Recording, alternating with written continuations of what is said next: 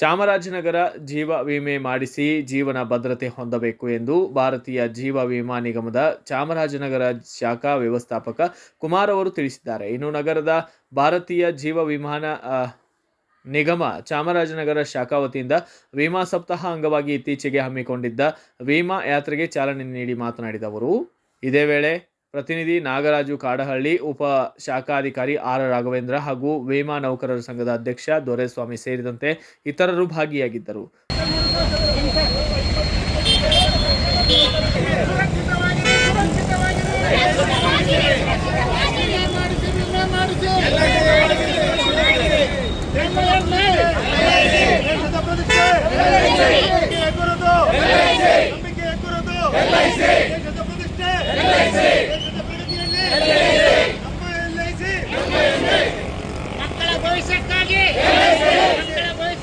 Bureau report, Bharat Vaibhav news, Swami Balepete, Chamarajanagar.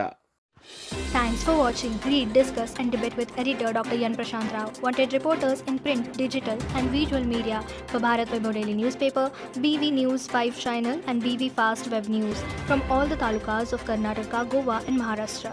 If interested, send your resume to 9019229369.